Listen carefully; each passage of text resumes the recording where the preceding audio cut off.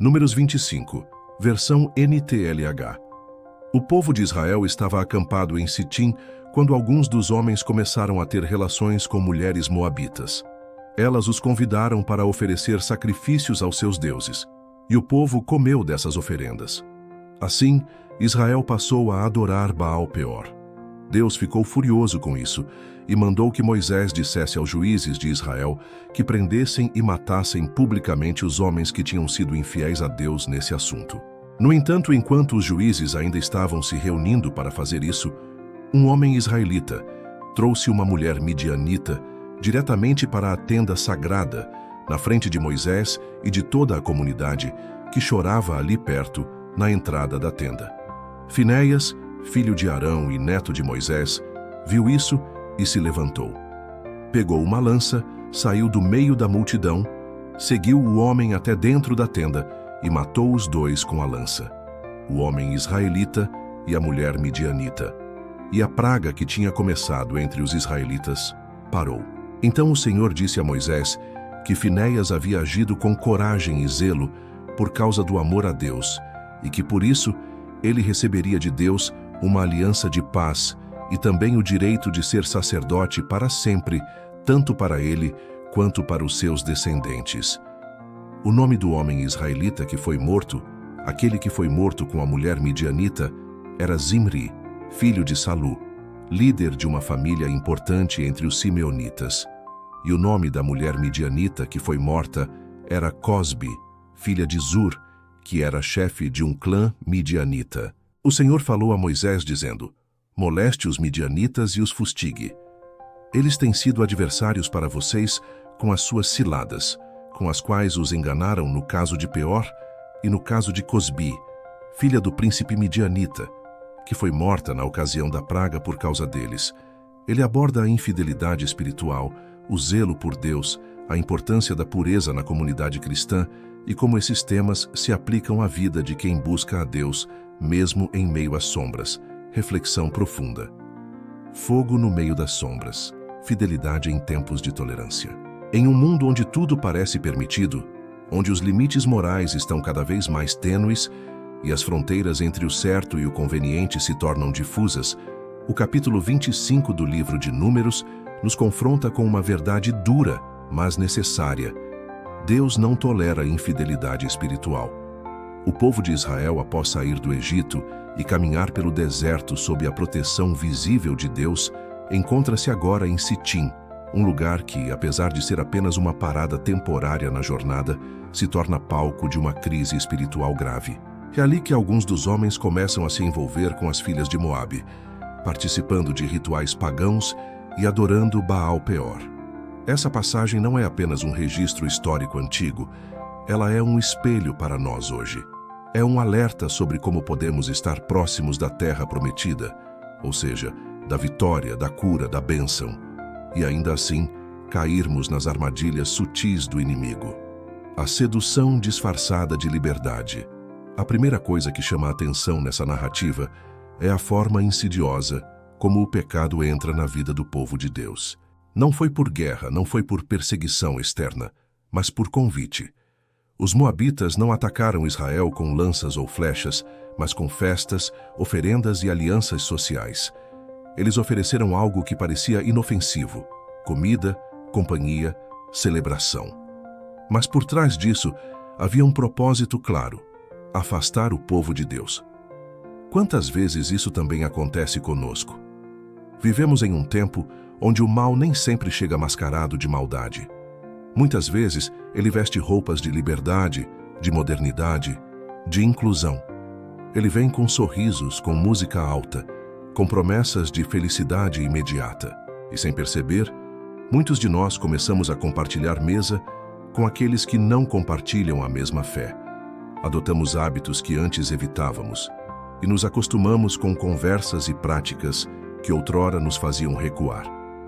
Israel comeu das oferendas de Baal-Peor, achando que poderia servir a Deus e ao mesmo tempo manter uma amizade com o mundo. Mas a palavra de Deus é clara: não se pode servir a dois senhores. O peso da irresponsabilidade espiritual. Quando lemos que Israel se voltou para a adoração de Baal-Peor, Logo em seguida, vemos a reação de Deus. Sua ira foi despertada. Isso pode soar extremo aos olhos modernos. Mas é importante lembrar que a ira de Deus não é um acesso de raiva passageiro. É uma reação santa diante da impiedade. É o coração de um Deus santo que não pode tolerar aquilo que corrompe sua obra, distorce sua verdade e prejudica sua imagem no mundo. Deus ordena então que os líderes que haviam cometido essa infidelidade fossem executados publicamente. Era uma advertência severa, mas necessária. A pureza da comunidade de Deus estava em jogo. E quando a pureza da igreja é comprometida, a presença de Deus se afasta. Esse é um dos maiores males do nosso tempo, a falta de reverência pela santidade de Deus. Muitos falam de Deus com leveza, tratam a palavra como opinião pessoal e veem o pecado como algo banal. Mas o Senhor não brinca com isso. Ele quer um povo que ande em justiça, que viva em obediência, que tenha coragem de romper com o que o afasta dele. Um homem levantou-se. O zelo de Finéias. No meio de toda essa decadência espiritual, surge alguém que decide agir. Finéias, filho de Arão. Enquanto o povo chorava diante da tenda da congregação, enquanto Moisés e os juízes ainda se preparavam para julgar o caso, Finéias viu o que estava acontecendo e tomou uma decisão extrema. Um homem israelita trouxe uma mulher midianita diretamente para a tenda sagrada. Era um desafio direto à autoridade divina, uma afronta à pureza do culto e um exemplo público de rebeldia. Finéias, movido por zelo, pegou uma lança, entrou na tenda e trespassou os dois. Ao fazer isso, ele não estava agindo por violência, mas por fidelidade radical a Deus. Ele interrompeu o avanço da praga espiritual que já começava a contaminar o povo. E o Senhor reconheceu isso. Declarou que Finéias havia agido com zelo por causa do amor a ele e lhe concedeu uma aliança de paz e o direito ao sacerdócio perpétuo para ele e seus descendentes. Que lição poderosa! Hoje precisamos de pessoas que, como Finéias, estejam dispostas a interceder, confrontar e restaurar. Pessoas que não se calam diante da injustiça, que não aceitam o mal como normal e que entendem que a fidelidade a Deus vale qualquer preço. Não estamos chamando para a violência física, é claro, mas sim para a coragem espiritual, para tomar posição contra o que corrói a alma, para expulsar do coração aquilo que não honra o nome de Cristo. Entre o deserto e a terra prometida. O povo de Israel estava em Sitim, uma parada estratégica na jornada rumo à terra prometida. Estavam quase lá. Tinham visto maravilhas, livramentos, milagres, e mesmo assim caíram. Quantos de nós também estamos assim, chegando perto da promessa, mas tentados a voltar atrás, vendo a vitória próxima, mas sentindo o peso da batalha, cansados do deserto, mas enganados pelas falsas promessas do inimigo? Sitim representa esse momento delicado da jornada espiritual. Quando a tentação parece inofensiva, quando o inimigo usa o que é familiar para nos afastar do que é eterno, quando estamos tão perto da bênção, mas tão vulneráveis à sedução. É exatamente nesse momento que precisamos de vigilância, discernimento e coragem. Precisamos lembrar que a fidelidade não é negociável. A pureza do coração é preciosa aos olhos de Deus. A obediência custa caro, mas salva vidas. O que este texto diz à sua alma?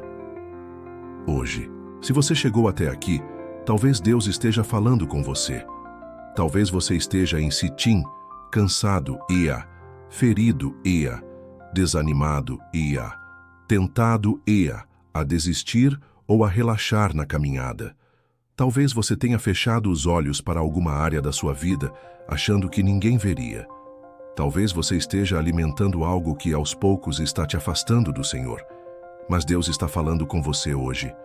Ele diz: eu sou santo. Eu conheço o seu coração. Eu sei o que está oculto. Eu não quero apenas parte de você. E ele também diz: eu posso restaurar. Eu posso perdoar. Eu posso purificar. Eu posso usar você novamente. Assim como Finéias, você pode decidir hoje: vou me levantar, vou tomar posição, vou buscar a pureza, Vou viver com fidelidade, mesmo que ninguém mais faça. Porque a fidelidade em meio à escuridão é a luz mais poderosa. Amigo A, que acompanha, alimento da alma, que Deus possa tocar seu coração hoje. Que Ele remova qualquer máscara, qualquer mentira, qualquer idolatria disfarçada de liberdade. Que Ele acenda em você um desejo novo de viver com integridade, mesmo na escuridão. E se você sentiu esse texto como um chamado, uma correção ou um convite à volta, pare agora e ore. Peça perdão, peça força, peça pureza e deixe o Espírito Santo renovar seu coração. Até amanhã, na próxima leitura.